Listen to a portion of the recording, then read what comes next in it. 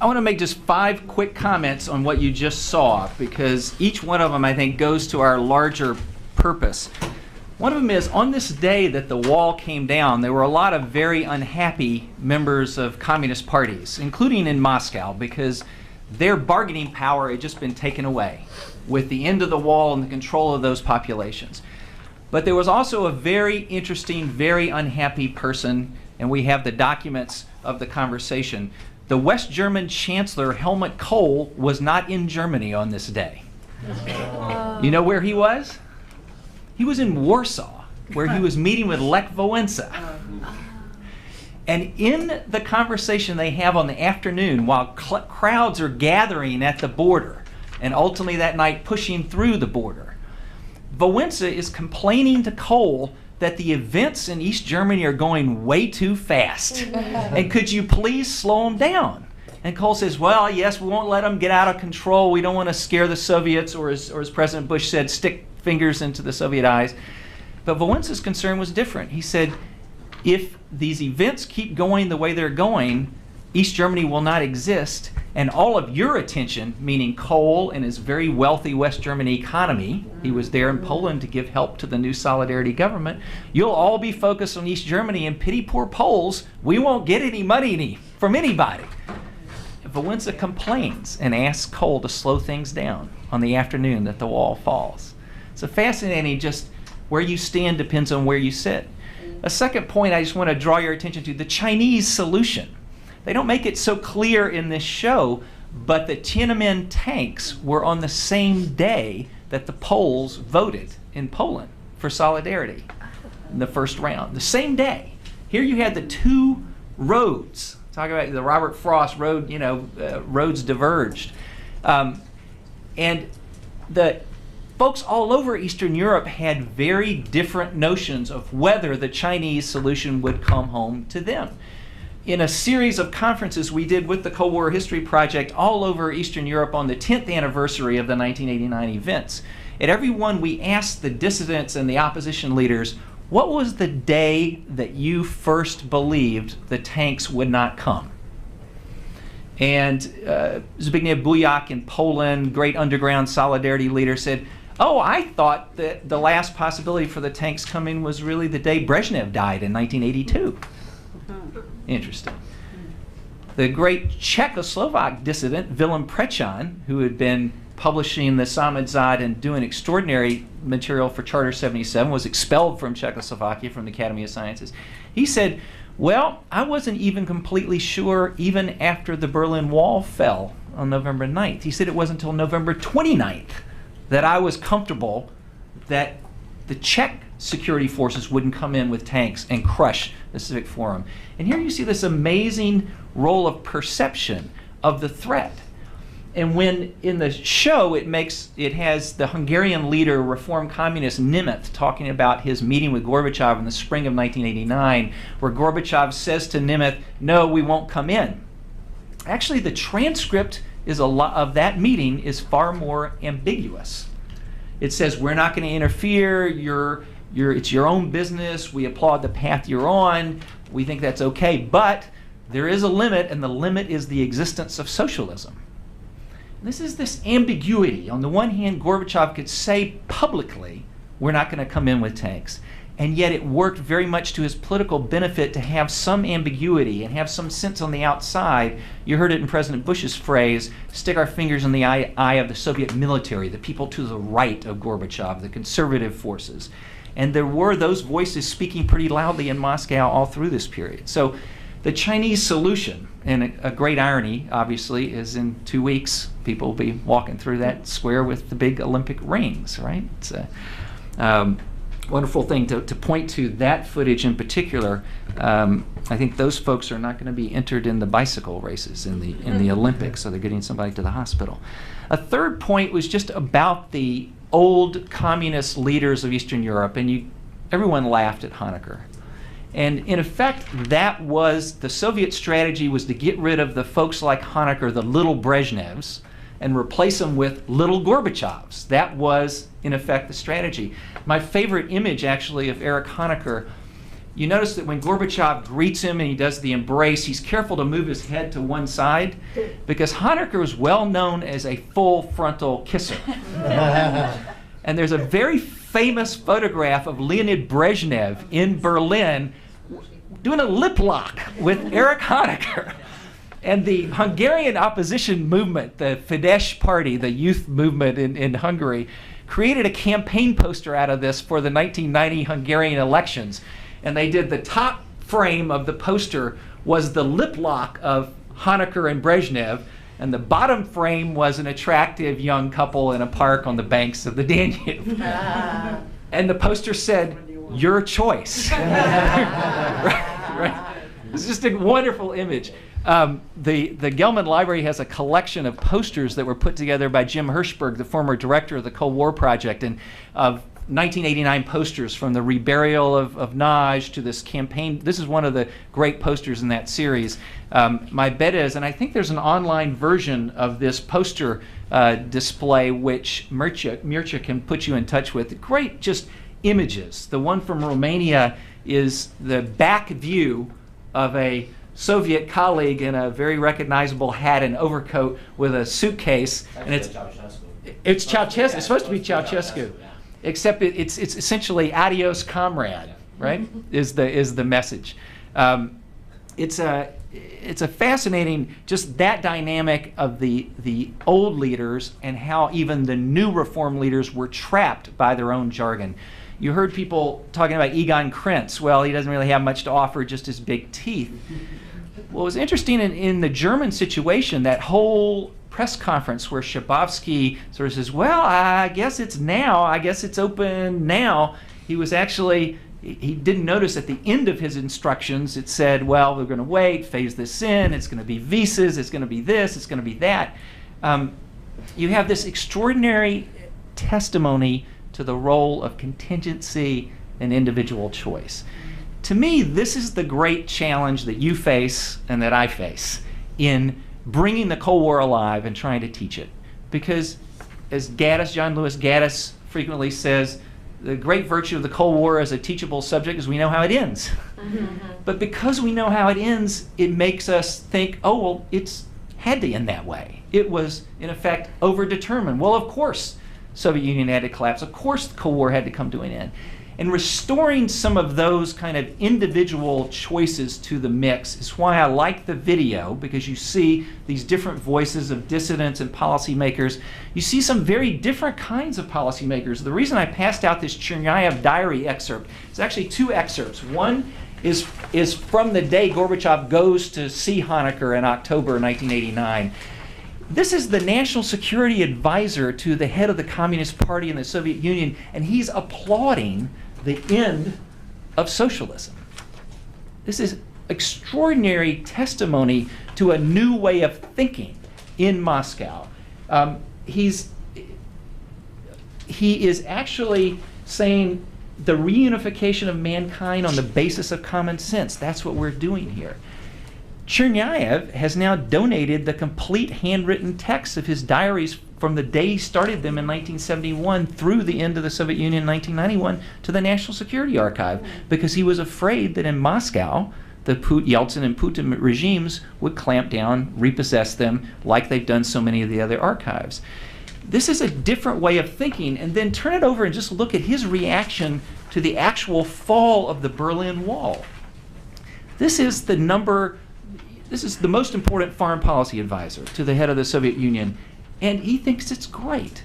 And only our, quote, best friends, Castro, Ceausescu, Kim Il-sung, are around and they hate our guts. Right? That's what's left of communism. What you see here is, in effect, the new thinking project of Gorbachev and the people around him. I would say the people around him were far more thorough new thinkers, and you can see it in Chernyayev in particular.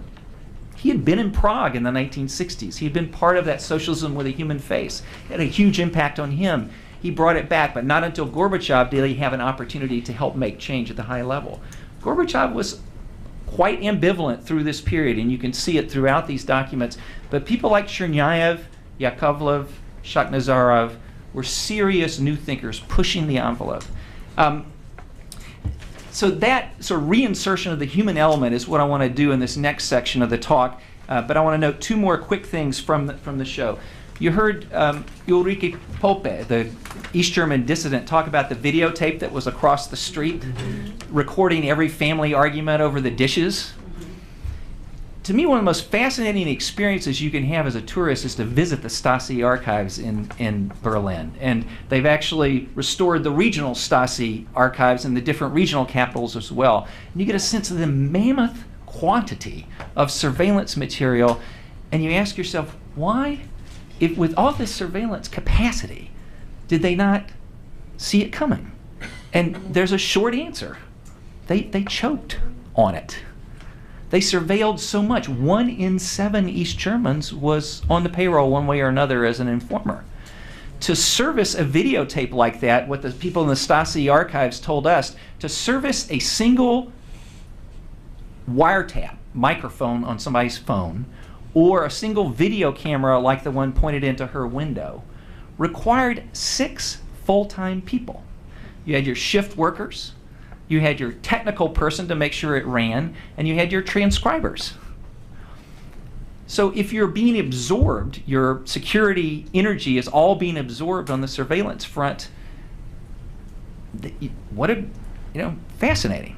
It reminds me of who was the guy, David Brin, brother of the founder of Google, who said, oh, if you're worried about the government listening in on your conversations and getting copies of your email, have more conversations and send more email.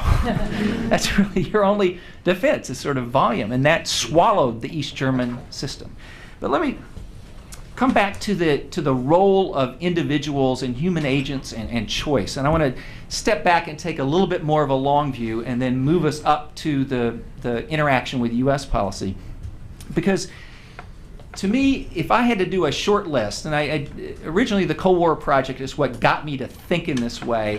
They asked me, okay, come up with individual stories that mattered to bring about the end of the Cold War, that maybe weren't seen at the time. And I came up with a pretty unusual, not your usual list of suspects. You know how in the movie Casablanca they say, okay, round up the usual suspects, and everybody laughs and they go get the usual suspects. But the people that I would put on my list, I would start with a Chinese marshal named Chun Yi, C-H-E-N-Y-I, Chun Yi. I would put a American civil rights icon named Ella Jo Baker on my short list. I would put a high-tech entrepreneur who's now quite famous because he provides your iPods, but he did another much more interesting thing in 1975-76, a guy named Steve Jobs on my short list. And these are, I'm not saying these are people who were personally instrumental. I'm saying as metaphors, they are causes of the end of the Cold War. They illustrate these larger trends outside of an individual decision or a mess up at a press conference. I would put a Finnish diplomat named Max Jacobson on my short list. I would put 2 Polish women who were in that Gdansk shipyard in August 1980, named Alina Piankowska and Anna Valentinowicz on my short list. And then I would end my list with Ronald Reagan and Gorbachev.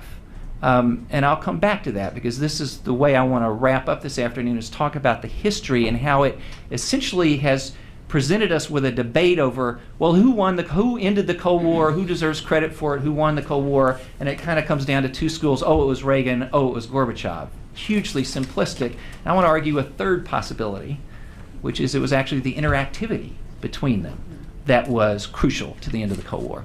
So let me go back to the top of my list, this Chinese marshal. Why would a Chinese person, if they were responsible for Tiananmen and this terrible, violent road not taken in Eastern Europe, but a road that really shaped China today, how did a Chinese marshal who actually died 2 months before Richard Nixon arrived in China in 1972 for that great visit to China, that historic moment in the Cold War, why would a Chinese marshal be important to this process?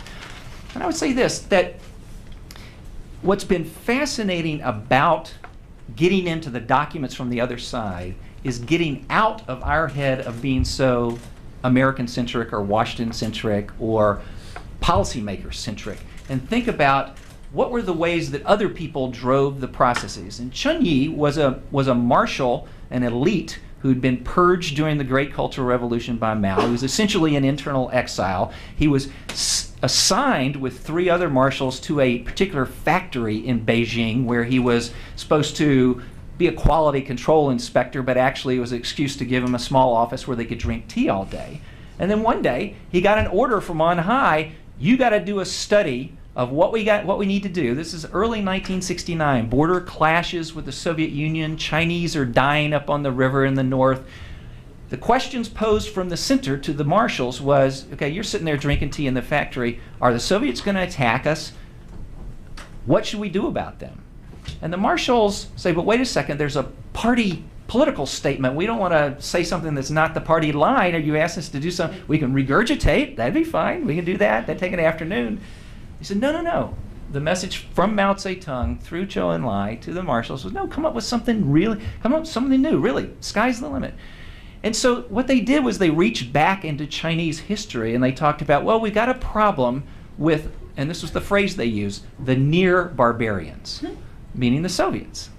And what historically Chinese regimes had always done when you had a problem with near barbarians was go find some far barbarians to bring in and do a balance.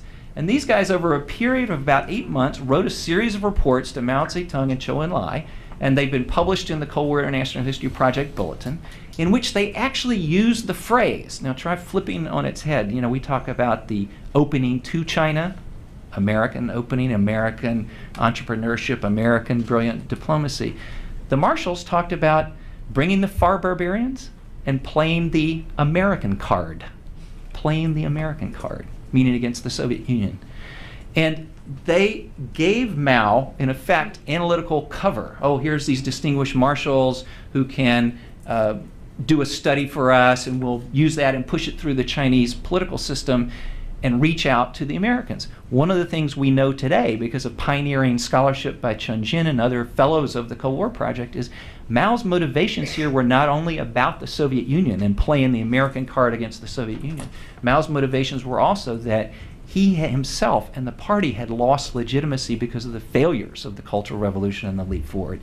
And he needed a foreign policy success. Traditionally, emperors needed to be seen as emperors. It was part of legitimacy, and I'll come back. Legitimacy is going to be a key element of the themes, both for the U.S., for the Soviet Union, and for China. But here the marshals said, reach out to the far barbarians. Now we know, and we have the internal Chinese documents about setting up the welcome ceremony for Nixon. So he would take a specified number of steps off the plane that then would repeat the number of steps that barbarian chieftains had to walk to give tributes to the emperor 1,000 years earlier. And these references are extraordinary and deep and hard for foreigners to catch. But what you see is Chinese agency in bringing the Americans. The core condition, they said, we're not going to go to Washington. That was one of the first messages passed in any of the secret channels, Pakistani channels or others. How does this get us to the end of the Cold War? Well, after Kissinger's 3rd trip to Beijing, he wrote a little briefing memo for President Nixon in which he said the following statement, which is fascinating. To me, this is one of the markers of the end of the Cold War. He said, now China is our tacit ally, quote, tacit ally, unquote. That's 1972. The historian Nancy Burnkoff Tucker commented in a film that we did that won the Emmy a couple of years ago. She said, you know what that means? That means in 1972, there were more communists on Washington's side than on Moscow's side. Think about what that means for the Cold War. Fascinating. Now let me move to my next character, and this is an American civil rights movement hero named Ella Jo Baker. Ella Jo Baker didn't intend to do anything to help win the Cold War. In fact, she thought the Cold War was a huge distraction. She thought, in the context of the civil rights movement, that the Cold War was the way in which freedom was denied in the United States. She believed, she saw people like Strom Thurmond and others leading the opposition, the segregationist movement in the United States, and she saw this kind of the anti-communism rhetoric as exactly that, simply a tool. She didn't care about that international competition. What she was about was freedom in the United States. She was key in 4 major turning points in the civil rights movement. She was key in the very first mobilization, the recruitment by the NAACP of returning troops after World War II. And they built an infrastructure and a membership of 500,000 people. And the people that came back from World War II who had an experience even in the segregated armed forces of World War II turned out later to be like Aaron Henry, the head of the Mississippi Civil Rights Movement. They were crucial folks, and she helped lay the groundwork with that recruitment. She played a key role in the first big school desegregation case in New York between 1952 and 54 that led to the 1954 Supreme Court decision. They had to pick among cases, and they picked the Topeka, Kansas case, but there were New York cases were simultaneous. Then Ella Baker helped build the infrastructure for Martin Luther King's, the Christian Leadership Fellowship, and then she was the godmother of SNCC, the Student Nonviolent Coordinating Committee. And SNCC is extraordinary little organization, far more important than its size or budget, whatever. Among other things, it produced the first feminist manifesto in 1964. You just look at the curve of legitimacy over time, and you see Soviet Union declining. While at the same time, the civil rights movement in the United States meant that the core legitimacy problems that the United States faced as of 1945, its treatment of very significant minorities, its treatment, whether it itself could claim to be a genuine democracy, increased over time as the United States really faced those challenges, passed the civil rights bills, so that by the time of the 70s and 80s, in effect, Americans had successfully created a system where people behind the wall would vote with their feet to come. And you could see some of it visually in the video. And I would just posit that if you're looking at who won the Cold War, one of the interesting ways to get some discussion going is saying, well, it wasn't a weapon system, maybe it was the civil rights movement, in the sense of the legitimacy contest, which was huge to the core of the Cold War. Steve Jobs.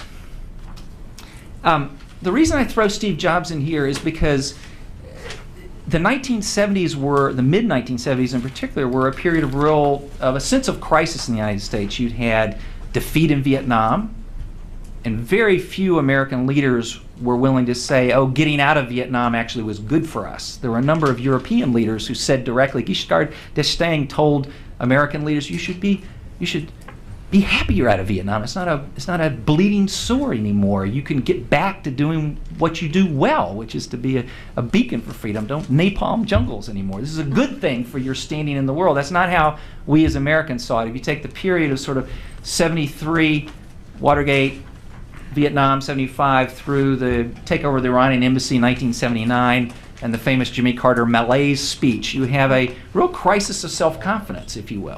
And that's one of Ronald Reagan's great appeals, was that sunny kind of optimism and sense of confidence that he could convey personally. But what's interesting, if you look at it in a global economic perspective, the turning point of the global economic system really occurred in the middle of the 70s with the information revolution, particularly the computer revolution.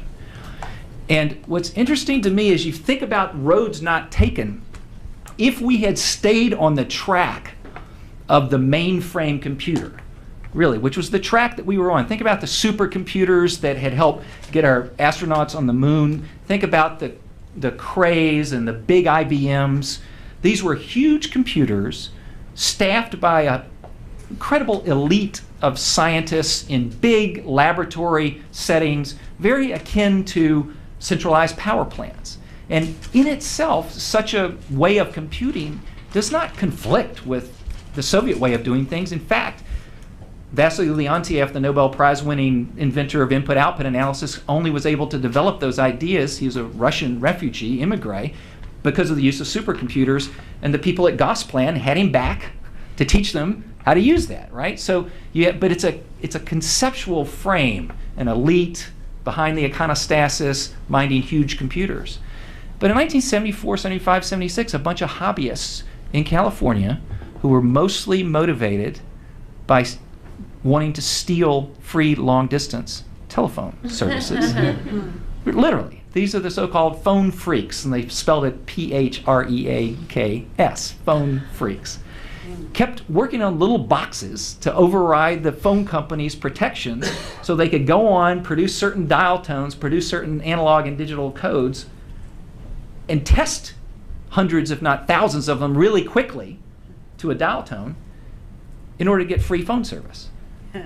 Because they were, in effect, outlaws. They were more hippies. There was a group of them called the Home Brew Club that met in Palo Alto. And on an April day in 1976, you had a couple of guys named Steve Wozniak and Steve Jobs showed up with a chunk of wood about this big. You can actually go on the Apple website. There's some other places you can find it. You just look for the earliest Apple computers. And it really does look something you would make in your back porch or garage, which is where they made it. It's a piece of wood that they polished a little bit so it looked good with some circuit boards attached to it. And they brought it in and showed it to the Homebrew Club and they go, oh, this is really interesting. Wozniak was the real engineer, but it was Jobs who had the vision. And he said, look, this is the direction because this decentralizes computing power. This is what we're about, a personal computer out of a hobbyist culture. If you look at the history of computing, you will find that it was a Soviet mainframe that was the first one in Europe in 1950. The MESM computer. But in the Soviet system, there was absolutely no capacity for this kind of hobbyist culture, outlaw culture, individualistic culture that then produced this phenomenal process of the development of personal computer from the first introduction in 1977 to IBM then coming out with its PC with some software from a college dropout named Bill Gates, right, in 1981. From 1975, IBM's revenue was was driven by government and large industrial purchases of mainframes. By 1985, more than half of IBM's revenue was PCs. Right there, you've had the information revolution, and the Soviet Union is totally in the dust. There's some wonderful quotes from different historians and other folks, but the best one that I found is actually in the autobiographical book that Putin, in his first year in office after Yeltsin had appointed him, he had sat for some interviews with some journalists, and they then sort of typed it up as a transcript. And it's, I think, the only book out there that actually has his name on the title page, published by Public Affairs Press. And in there he talks about being a KGB agent in Dresden, Germany in the early 1980s and stealing Western technology that had come to the East from West Germany and sending it back to Moscow, computer technology, and then coming back to Moscow on home leave and going into the KGB offices and saying, okay, where's my latest coup? He said, oh, we had to put that on the shelf. We didn't have anybody here who could figure out how to use it. Okay? Road not taken. Here's where Steve Jobs is a metaphor for that division that happened in the mid-1970s and helped contribute to the road that led to the end of the Cold War, because it left the Soviet Union really unable to deal with the information revolution. And people in the Soviet Union knew it.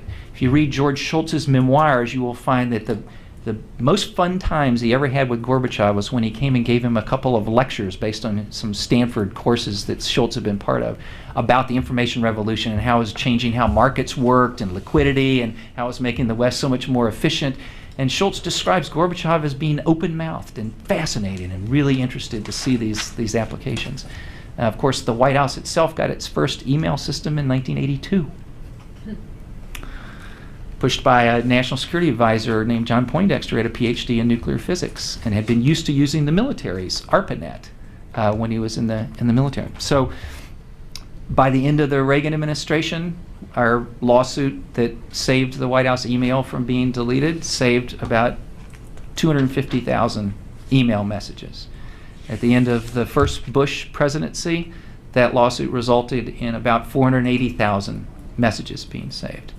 At the end of the Clinton presidency, they handed off 32 million email messages. If we're lucky, we'll get another 30-something million from the current 8 years, but we're currently in court to make sure that handoff actually takes place. But that's Steve Jobs and the sort of information piece. Let's just leap to Max Jacobson, Finnish diplomat historian. Max Jacobson fascinating character because he's descended from one of the earliest Jewish families ever to immigrate to Finland. And yet as a young man, he found himself fighting alongside German Nazi troops against Soviet communist troops in the Winter War, 1940, where Finland fought the Soviet Union to a draw and assured its own neutrality at some cost. What's fascinating to me about this is Max Jacobson, if the Soviets had won, Jacobson would have been shot. If the Germans had won, he'd have been put in a concentration camp. And this is this interesting role of Finns in Finland, and he particularly played a key role as a diplomat in driving the Helsinki process. This is the Helsinki Final Act of 1975. You notice these are all 1970s things that I'm telling you about, but I think that they are, in the long view, they take us to 89 as explanatory variables of structural change, not just individual, and they put some individuals right back into the mix. So Helsinki Final Act, why was it important?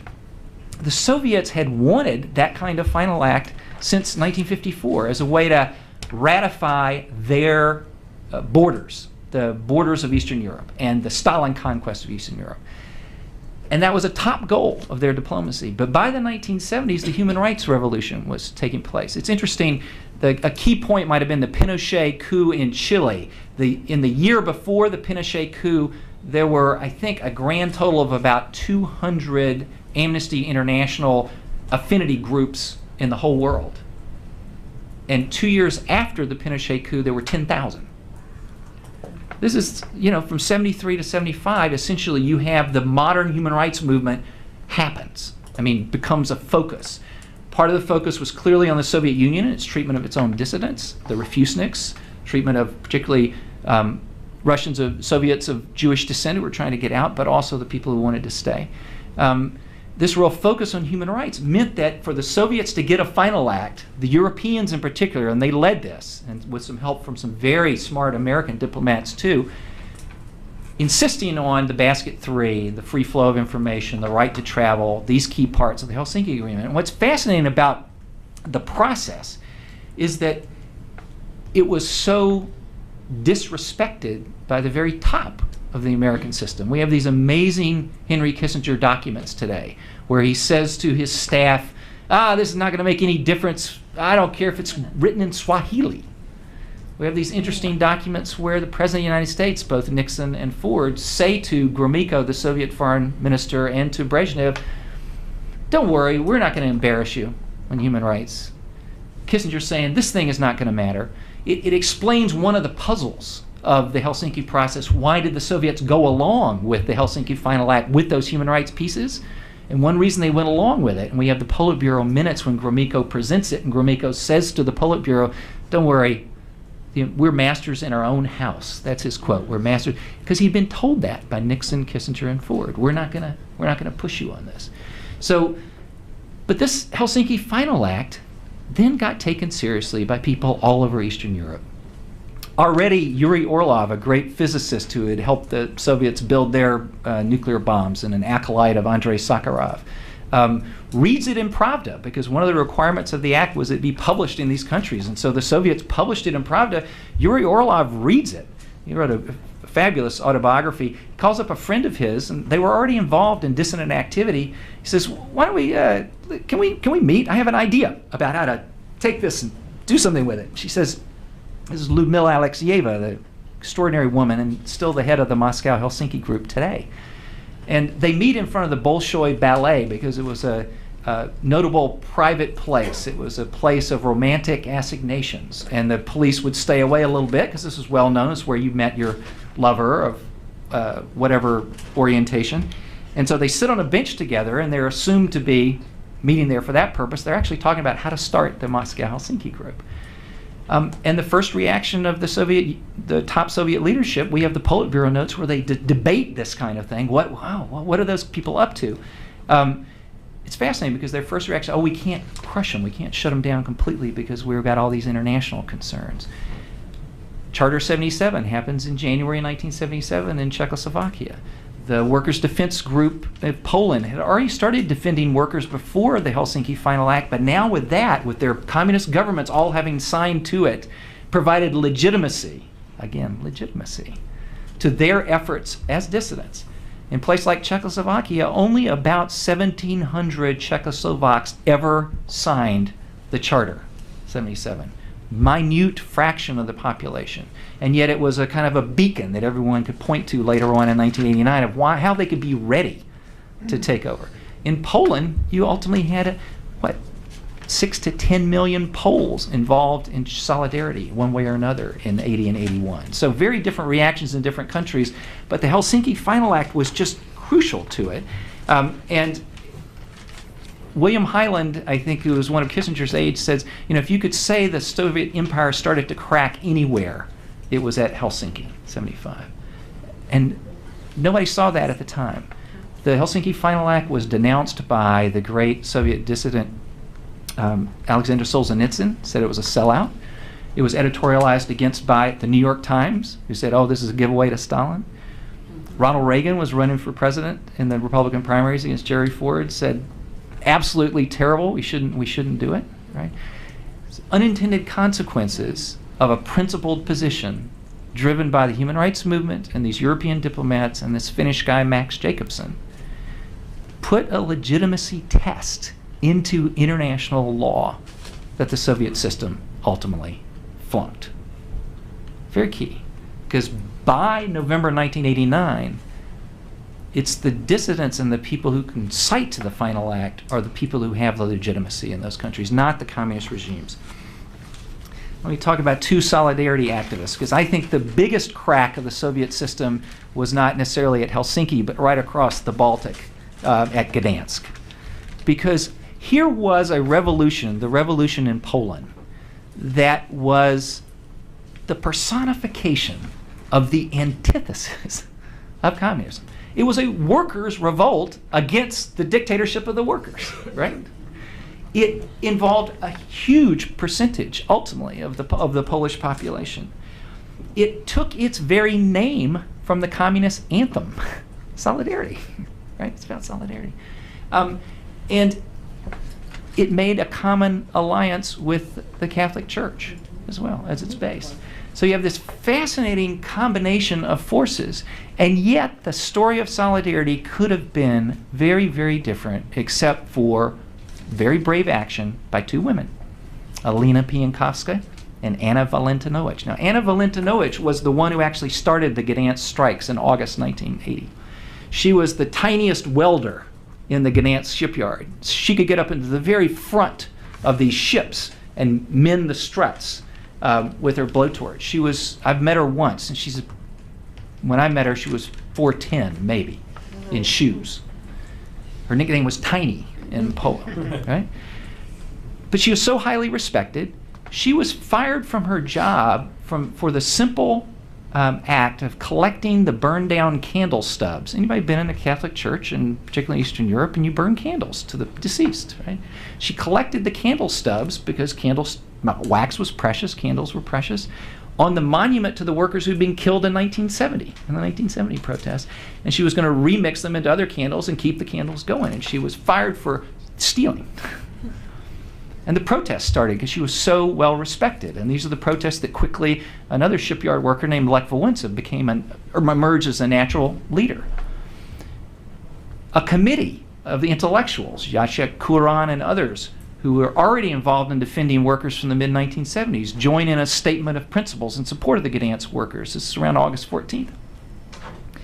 On August 15th, at least 36 other enterprises, state enterprises around Gdansk and a couple in Warsaw, go out on strike in sympathy and in support of the Gdansk shipyard workers, who are amazed by this, because this is an actual act of solidarity and risk to their own livelihood. On August 16th, 1980, the shipyard director folds, grants the reinstatement of Anna, and offers some wage increases. Everybody go back to work. There's a big triumphal meeting. It's described in part by Michael Dobbs in a book called Down with Big Brother, but there are other great places where this is described. Timothy Garton Ash probably wrote the best book about solidarity. Everybody cheers, and they march out to go get a pivo, a beer. Except these two women, Alina and Anna, rush to the gate and yell to the crowd, "But wait, We've only won here. What about all the people who are on strike in support of us? What's going to happen to them? They're going to be fired. We have to stay in solidarity with them. They've got demands too. Out of 15,000 people who were in the big rally where they announced the raise and the settlement, only about 400 stayed with Alina and Anna. But one of them was Wałęsa, several of the intellectuals. They stayed, they produced advanced demands, they forced the regime, and that was, in effect, the brilliant moral clarity of solidarity was on display there for the first time. Because we're not just in it for us. We're not just bargaining for our wages or for our colleague. We are actually standing up for everybody, for all of us, solidarity. So a breakthrough moment. The interesting epilogue to this story, just taking these two people as metaphors, one of them went on to be a senator in the Polish, elected in the Solidarity sweep in the summer of 1989, Alina. And she ultimately died of cancer. Very sad loss to Poland. The other one, Anna, Tiny, the welder. She never got elected to anything. And in fact, she thought the whole free market reforms that occurred in Poland were terrible.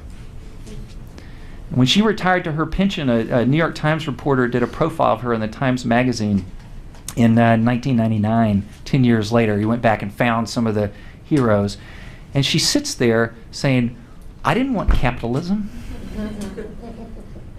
I didn't want capitalism. I didn't want to be hired and fired. I wanted a different kind of system, but a real socialist system. And she was enormously disappointed with the outcome in Poland. These are the very different trajectories, and yet a moment of individual moral choice that made an enormous difference.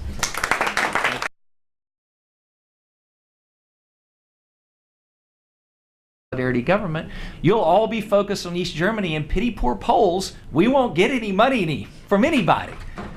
Wałęsa complains and asks Kohl to slow things down on the afternoon that the wall falls.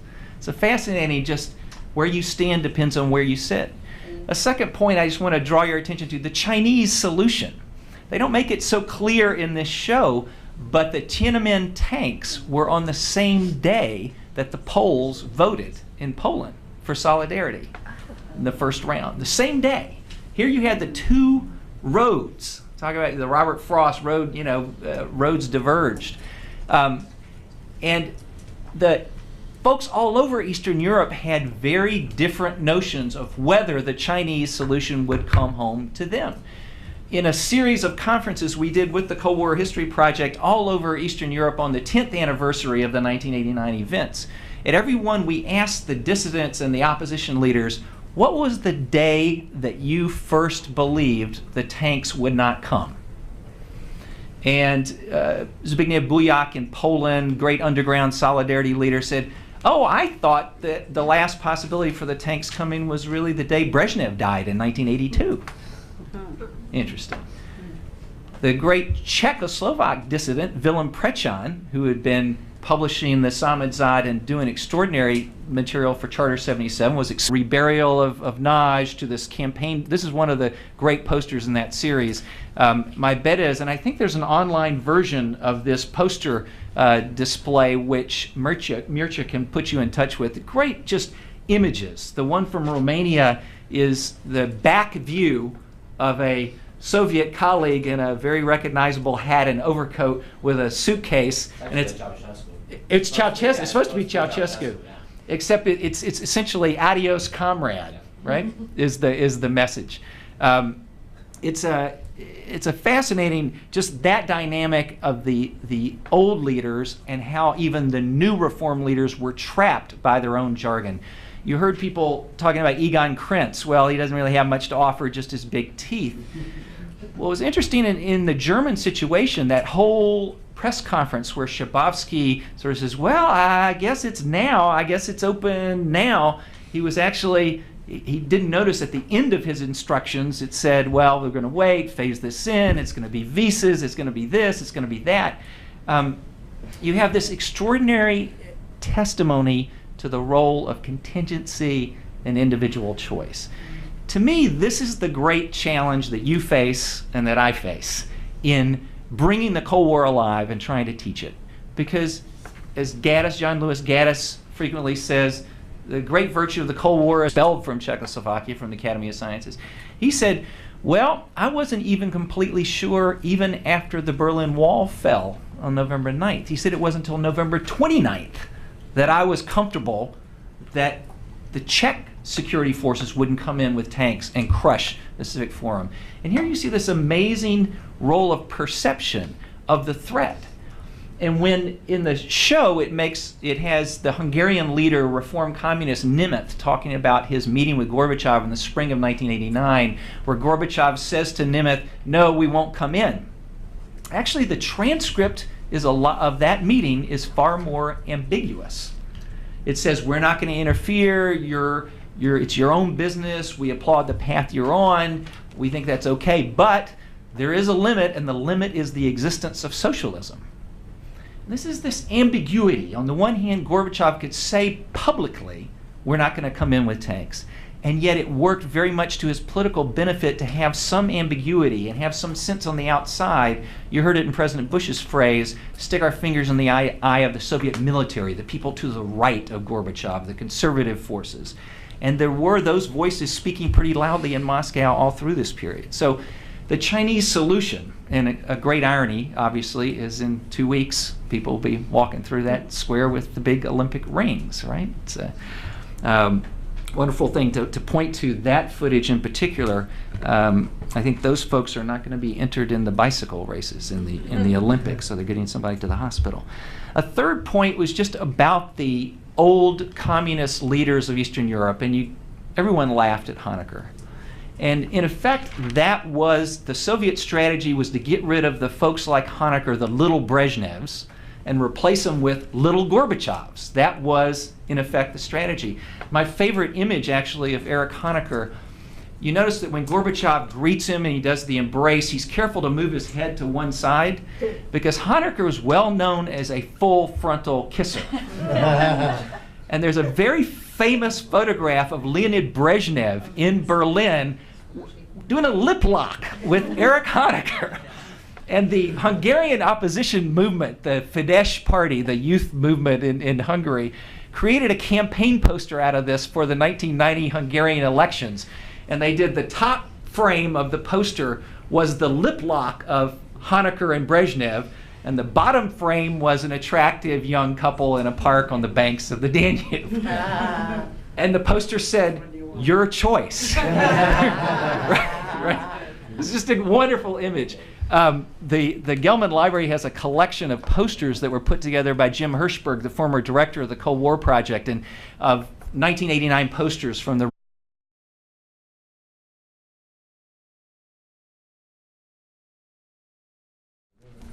I want to make just 5 quick comments on what you just saw, because each one of them, I think, goes to our larger purpose. One of them is, on this day that the wall came down, there were a lot of very unhappy members of communist parties, including in Moscow, because their bargaining power had just been taken away with the end of the wall and the control of those populations. But there was also a very interesting, very unhappy person, and we have the documents of the conversation. The West German Chancellor Helmut Kohl was not in Germany on this day. You know where he was? He was in Warsaw, where he was meeting with Lech Wałęsa.